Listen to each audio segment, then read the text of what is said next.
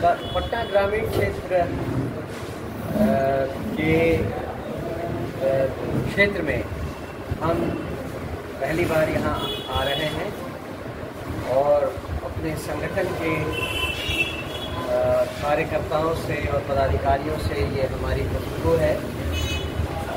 मेरे साथ पार्टी के महासचिव श्री सुभाष कुशवाहा जी भी साथ में हैं और पटना ग्रामीण क्षेत्र के हमारे अध्यक्ष वो भी हमारे साथ हैं। पटना ग्रामीण क्षेत्र में जन स्वराज पार्टी के प्रमुख जो भी पदाधिकारी हैं उन सबकी एक मीटिंग इसलिए बुलाई गई थी कि हम अब जन स्वराज के संगठन को मजबूत करने और चुनाव की तैयारी में जुट जाने के लिए कटिबद्ध हैं।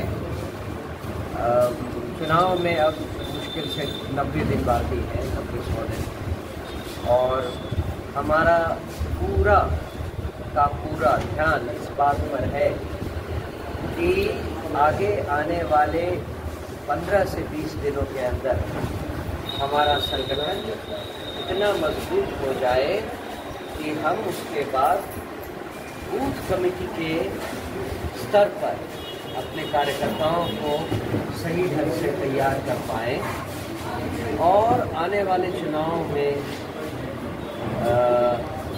जनता को अच्छी तरह से जन स्वराज के बारे में बताने में सक्षम रहें और उसमें सफल हों। मुझे लगता है कि हमारे पास जितना समय है उसमें हम बिहार की सारी जनता को हर गांव में, हर गली में, हर दरवाजे पर हमारा जो चुनाव चिन्ह है स्कूल का बस्ता, उसके बारे में लोगों को बताने में कामयाब हो जाएंगे। जन स्वराज कैसे बदलाव लाना चाहती है और जन स्वराज क्या बदलाव लाना चाहती है, तो फिर वो केवल और केवल स्कूल के बस्ते पर ही अपनी दावेदारी पेश करेंगे और अपना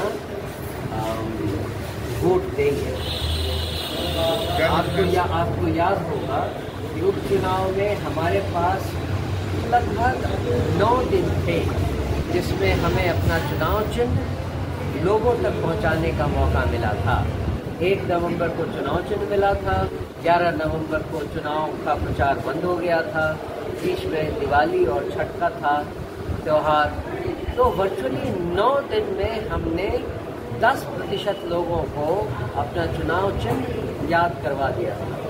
इस बार हमारे पास 4 महीने का समय है और हमें पूरा विश्वास है कि इस बार बिहार की समस्त जनता जन स्वराज के चुनाव चिन्ह स्कूल का बस्ता को याद रखेगी और उस पर अपना हक बनाएगी।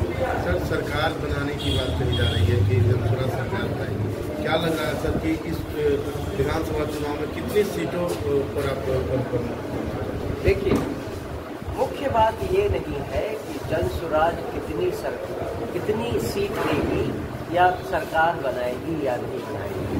मुख्य बात ये समझने की है कि बिहार की कितनी प्रतिशत जनता जन स्वराज के बारे में समझ पाए।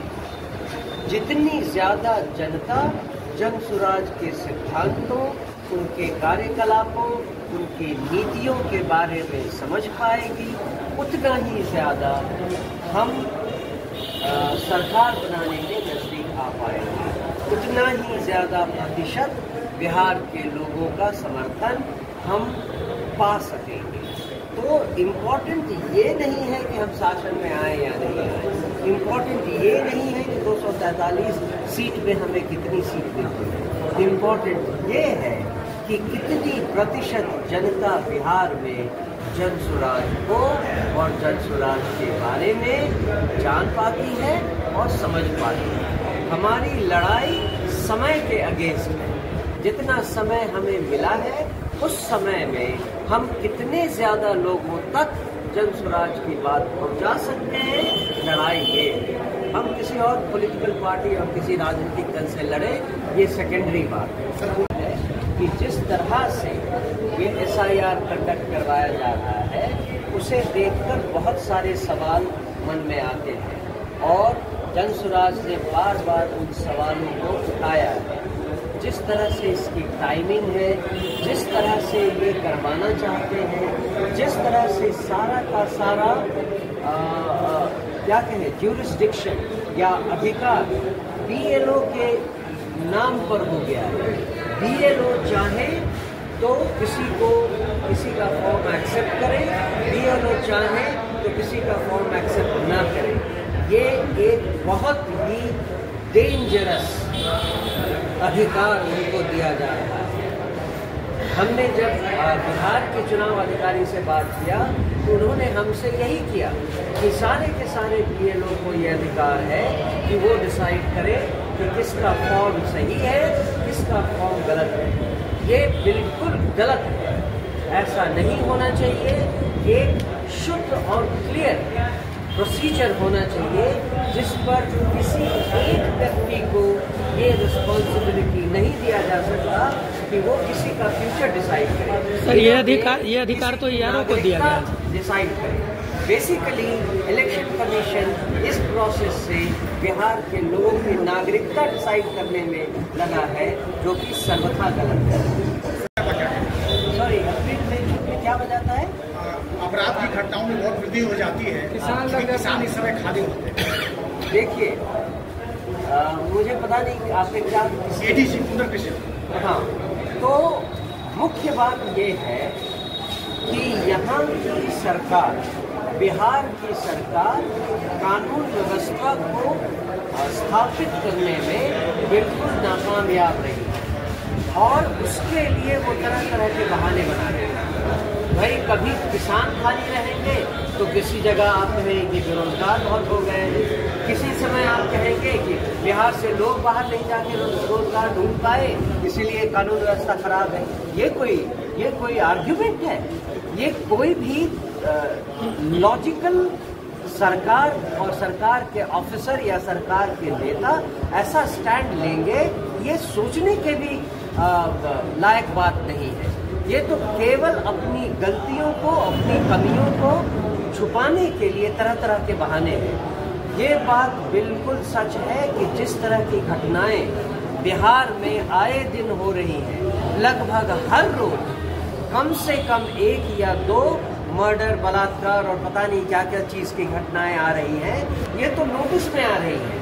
सोचिए कितनी घटनाएं हो रही हैं जो नोटिस में नहीं आती।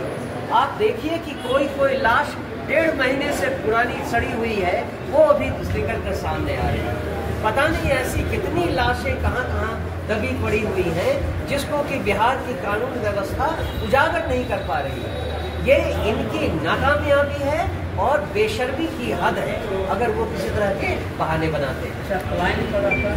और बिहार की सरकार एक बार फिर नाकामयाब रही है इन सारे युवाओं को बिहार में रोजी रोजगार मुहैया करवाने में, और ये उनकी नाकामयाबी अब बिहार की जनता कभी एक्सेप्ट करने वाले नहीं। सर, आपकी इस बार की जो पार्टी में गठबंधन में आएंगे या स्वतंत्र 243 पे लड़ेंगे? जनसुराज ने पहले भी कहा है, आज भी कहते हैं और बाद में भी आपसे हमेशा कहते रहेंगे, हम न तो कोई प्री पोल अलायंस के लिए तैयार हैं, न ही कोई पोस्ट पोल अलायंस करेंगे।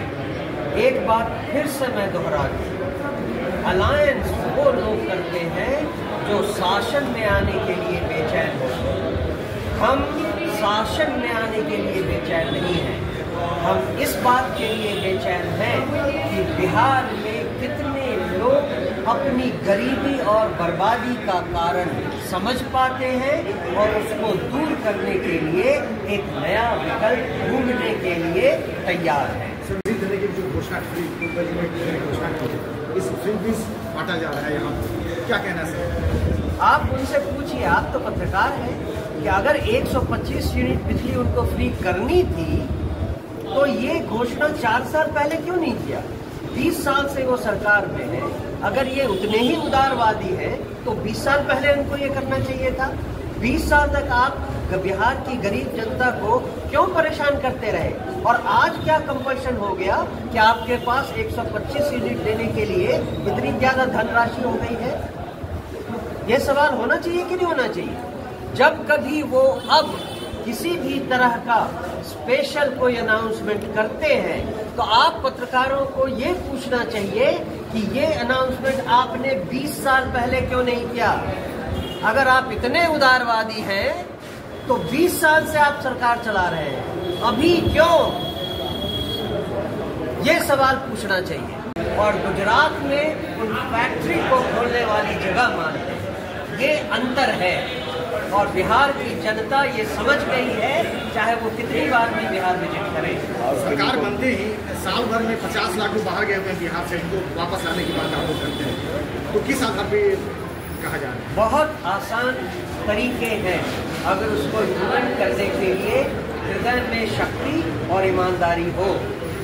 सरकार बनाने के बाद छोड़िए, सरकार बनाने के पहले पिछले 6 महीने में हमने 7,000 युवाओं को 20,000 रुपए तक महीना कमाने के लिए रोजगार की व्यवस्था करवा दी है। केवल उन युवाओं को जिनके पास स्मार्टफोन है और वो स्मार्टफोन ऑपरेट करना जानते हैं, उनको 5 दिनों की ट्रेनिंग दिलवाकर उनको एक अच्छा यूट्यूबर बनवा दिया गया और वो सब 3,000 रुपए से 20,000 रुपए महीने तक कमाने लगे हैं ऑलरेडी।